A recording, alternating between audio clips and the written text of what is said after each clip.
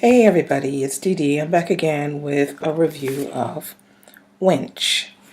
Okay, this book is basically the story of four slaves, Nawu, Sweet, Reenie, and Lizzie. Okay, the beginning of the book, which is really interesting, is that she starts it with a definition of the word wench. And she starts with the definition in the Middle Ages, so between 1290 and 1362. First, you have the meaning of a wench as a girl-maid, young woman, a female child. Then in 1362, the definition of a wench is a wanton woman, a mistress. And then she goes to the U.S. in the 19th century, and from 1812 to 1832, in the United States, wench meant a black or colored female servant, a negress. And in the U.S. in 1848, a wench was considered to be a colored woman of any age, a negress or mulattress, especially one in service. So that already pretty much sets the tone, and the book hasn't even really started yet. It's the really before the real first page of the book. And so it kind of puts you into the perspective of what you're going to be reading about. These four women go to a place called Tawawa House, which is located somewhere in Ohio. And this is a place where slave masters bring their slave mistresses on holiday. It's supposed to be a resort. Now, the author of this book, Dolen Perkins-Valdez, she got the idea for this book while reading a biography of W.E.B. Du Bois. And in there was a line mentioned about a resort or some kind where slave masters brought their slave mistresses. So that's what sparked the idea for the book. Now, I don't want to tell you too much about it because the beauty of this book is reading it and discovering things for yourself. But what I want to say about this book is that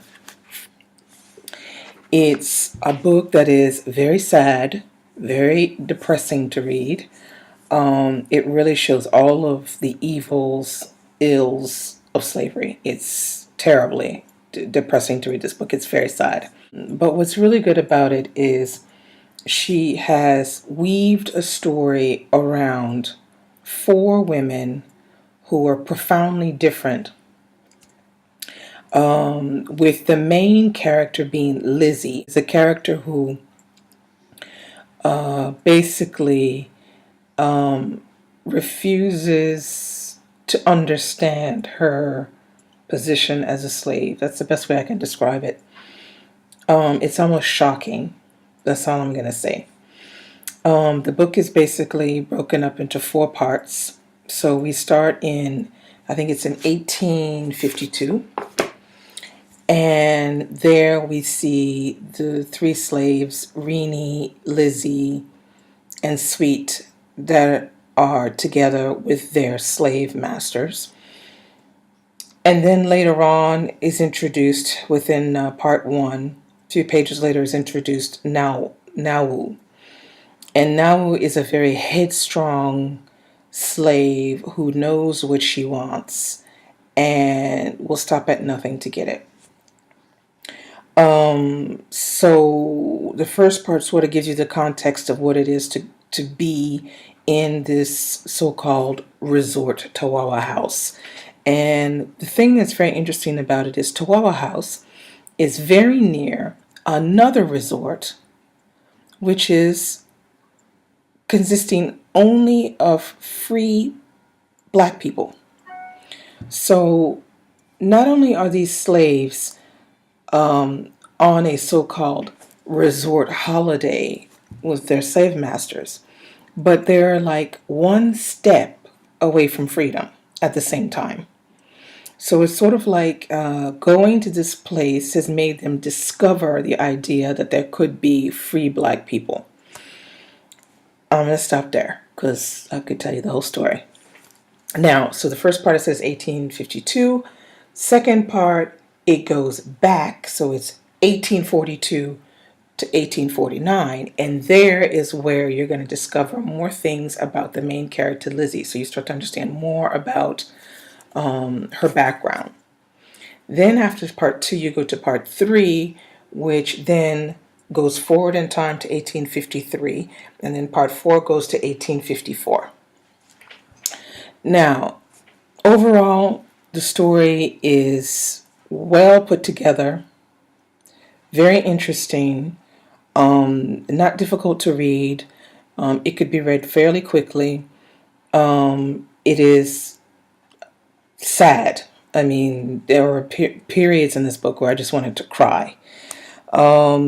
It's not for people who are under the age of 16 who are reading, YA and they're very young. This is very much an adult book with adult themes.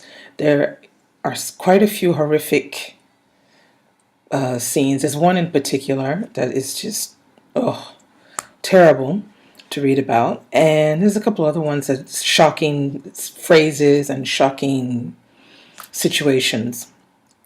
Now, the writing style is very good. Things are very well described. Feelings and emotions are very well described. The only problem I had with her writing at times was that she would jump from one thing to the next with no warning. So you're like, oh, that changed. Where am I? So sometimes I have to go back and reread just to make sure that I didn't miss too much. But other than that, the writing was agreeable and very nice and up to par. What else can I say? Let's see. This is actually her first book. And I think it's either people either like the book or they don't like the book. I noticed at the top of this book, up here on the front cover, is written, "Readers entranced by The Help will be equally riveted by Wench, a deeply moving, beautifully written novel told from the heart. USA Today." Well, that didn't get me to buy this book because I read The Help and I didn't like The Help at all. But yeah, this I really liked. Now, I'll tell you, the only downside to this book, and I must be honest, is part 4. The ending of this book is whack. I'm sorry. There's some things that I don't understand. Why she's left so many things hanging.